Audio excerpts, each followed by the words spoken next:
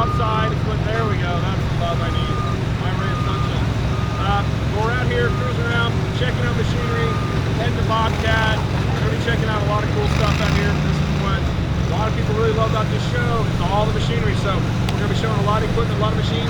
That mower is driving itself right now. Yeah, so this is the autonomous mowing stuff that I think is really going to take hold. The technology, as far as the safety aspect of it, I think is still probably a few years away. But this stuff is coming, and it's going to take over warehouses, industrial sites, universities, big private lawns, states, things like that. You're not paying a guy $25 an hour to run that. You got 1 year, the GPS cost is only one guy's wages. All you got is somebody to get that machine on site, and then it goes and does its own thing, kind of like a Roomba for a lawn. There is tremendous potential and opportunity on that thing for early adapters. I think it's going to be really cool. Pretty amazing.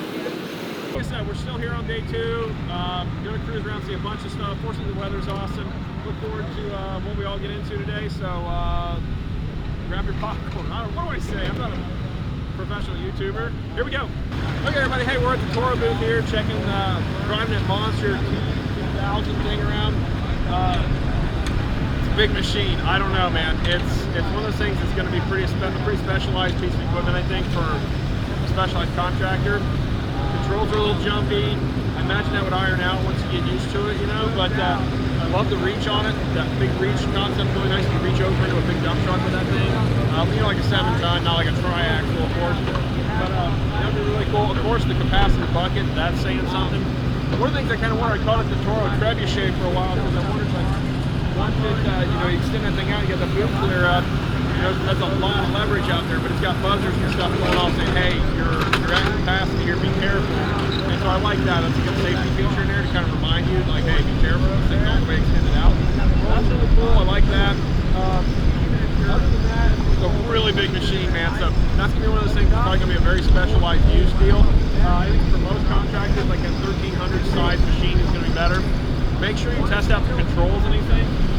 Like one of these little dingos has these terrible paddle controls. I dislike those. I would really make sure you demo the different controls that are available. I'm really more in favor of like a joystick for your boom and bucket, and something you can grab with 2 hands, or I'm sorry, you can grab both controls with 1 hand. So that's my preference on these Toro things. So look at that buggy over there. That thing is super handy. You all know that, and it's got a great place on most job sites, I think. So. I don't know, just having a great day here and having fun running machinery around. This is an interesting concept if you're in the lawn care world. I'm not in that world anymore, but I think this is neat if you're trying to branch out of like, the machine is pretty versatile, right? So this is like, what is the Toro Grandstand Multi-Force or something like that? They got a ton of attachments you can put on this thing, which is pretty slick, but it's for mulch, it's not for rip-rap and rock and all that kind of stuff, concrete. But like, if you're a lawn care business and you do mulch and stuff like that, and you want a machine that's gonna be really versatile, I think this is an awesome concept. Like, and I think this is like one of their latest iterations of it that actually have a lot of product improvements and stuff like that. So if you're moving mulch around and you want a machine that's really versatile, I love this concept. You can get blowers for this thing, all sorts of crazy stuff. But for mulch placement, this beats the heck out of a wheelbarrow. I'll tell you that right now. And especially if you can't do a dedicated buggy, this is pretty slick. So.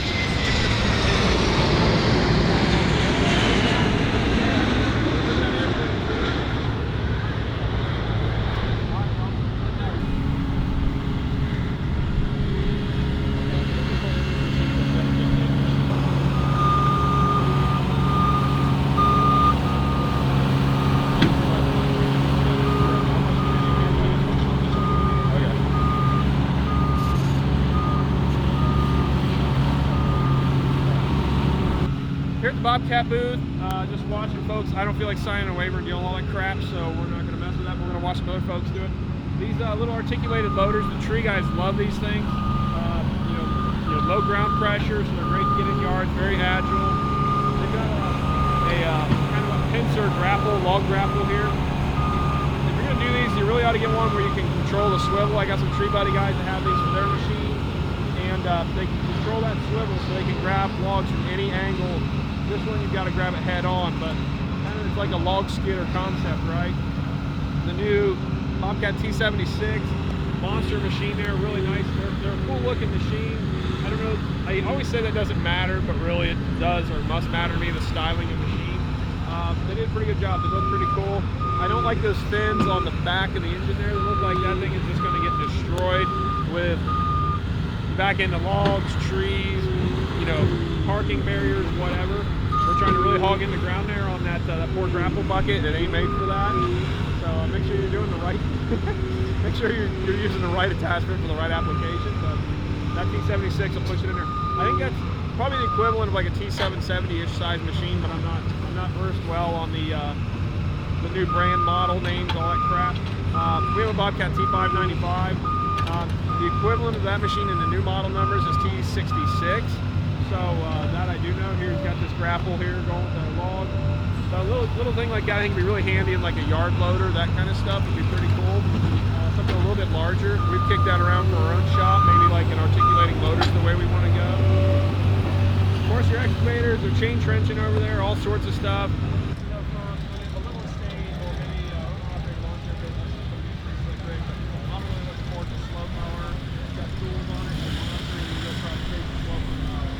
Hey guys, in the coming months you're going to be seeing us with some Steiner tractors and our YouTube channel here and on our properties.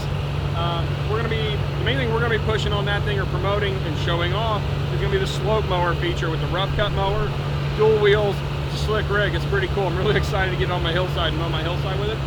It's got all sorts of attachments, slip mower or slip, they call it a slip scoop, all that stuff.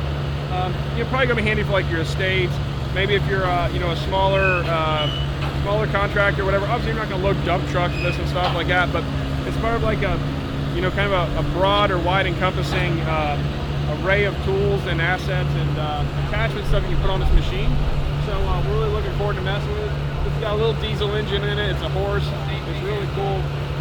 Our big thing, we're really looking forward to the slope mower feature on it, like I said.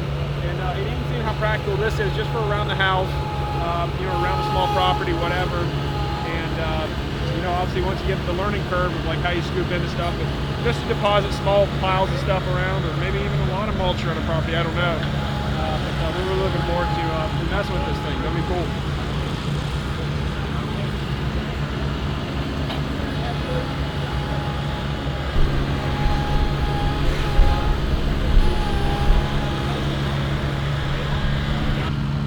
This is a Steiner with a broom attachment, right? And this is, they said, the mini broom. There's one that's got a way bigger broom attachment.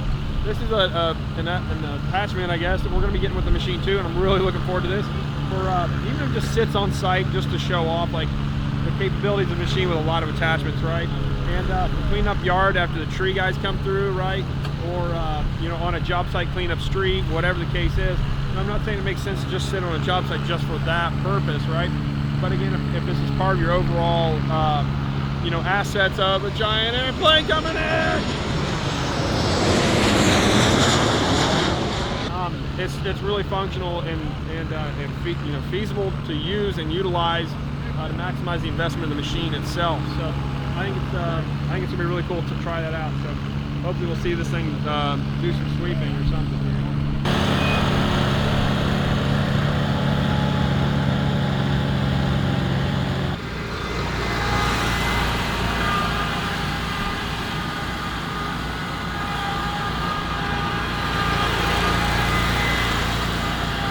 Another example of robot mowers, folks. They're freaking everywhere, and there's a lot of different brands. This one's got safety cameras all the way around it. It's weird looking and kind of clunky looking, but again, it's part of the future of this stuff. Like, this is what's coming, is all this autonomous mowing. It's going to take over schools, industrial facilities, all the mindless mowing areas. You know, for what that thing costs and what you're going to pay an employee at like $35,000 a year or whatever, you know, that thing might be 35 or 40,000 bucks or 70. But again, you have it for 5 years or 10 years, the ROI is there of not paying an employee, right? So this stuff is going to take over.